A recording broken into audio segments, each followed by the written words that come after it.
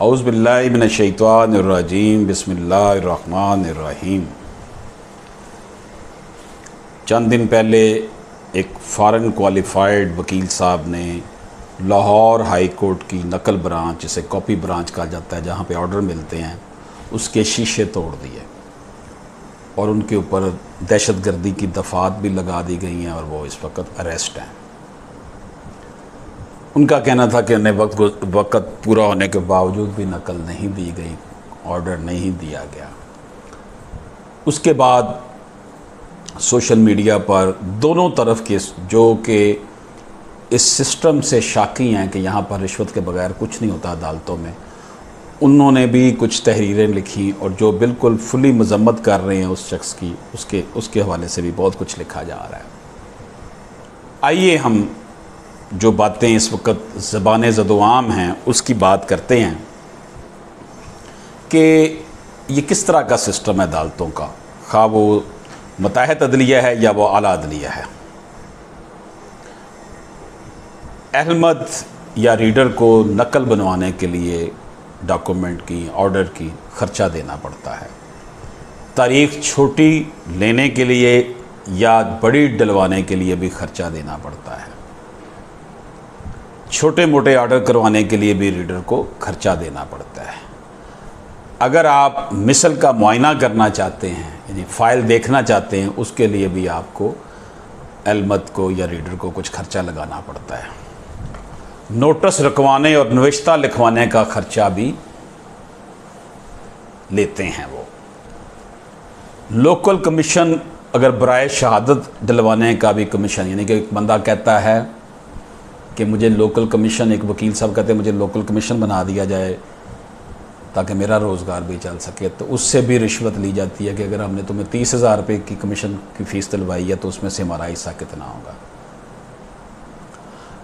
अगर आप order type करवाना चाहते हैं फ़ौरी तौर पर, या जल्दी है या कोई तेज़ काम है या वहाँ पे मसाइल पैदा हो गए हैं, वो कहते हैं जी हमारे पास तो काम ही बड़ा है, हम तो नहीं कर सकते, तो वहाँ पे भी आपको ख़र्चा देना पड़ता है। अदालती कोई ऑर्डर है, रोबकार बनवानी है, उसके लिए भी आपको ख़र्चा देना पड़ता है, जिसे आप रिश्वत कहें या ख़र्चा कहें।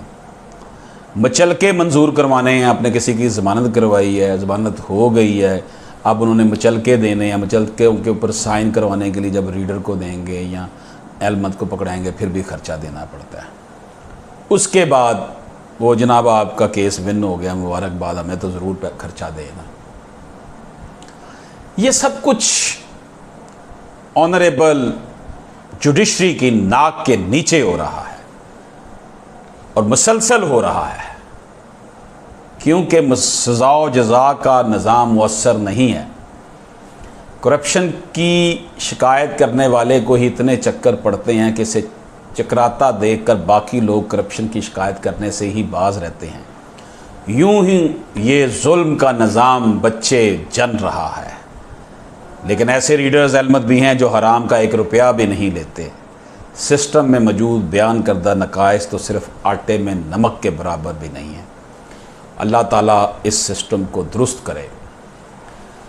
रिश्वत देने और लेने वाला दोनों जहन्नम में जाएंगे या नहीं जाएंगे, ये तो अल्लाह ताला का फरमान है। लेकिन जो मजबूरन जिसको पैसे देने पड़ते हैं, उसके बगैर उसका काम नहीं होता, फिर वो क्या भी वो भी इसी डेफिनेशन में आएगा। तो जनाबे वाला, ये वो सूरत हाल है जिसकी वजह से एक वकील ने इतना उकता गया, इतना तंग आ गया कि उसने अदालत आलिया के शीशे तोड़ दिए। ये मैं पहले भी कई दफ़ा अर्ज़ कर चुका हूँ कि मुताहिद अदलिया में, आला अदलिया में इंटेलिजेंस का सिस्टम होना चाहिए। कैमरे तो खैर लगे हुए हैं, लेकिन फिर भी रिश्वत लेने का तरीका ढूंढ लेते हैं कि लोगों का जो मुलाजमीन है मुताहिद अदलिया के, या अदलिया के, आला अदलिया के, इनके ऊपर इंटेलिजेंस नेटवर्क काम करे, इनका पर नज़र रखे, इनके एहसासात को देखे, इनके रहन सहन को देखे, और वहाँ पर जो नकलो हरकत हो रही है, कमीनगी पाई जाती है, लोगों को तंग किया जाता है। तो एक वकील का ये हाल है कि वो अपना टेम्परामेंट लूज़ कर बैठा, और आम आदमी बेचारा कितने जुल्म सह कर घर जाता होगा। हादसे से बड़ा हादसा हो गया, लोग ठहरे नहीं हादसा देखकर। अल्लाह पाक पाकिस्तान पर रहम करे। इजाज़त दीजिए, अल्लाह हाफ़िज़।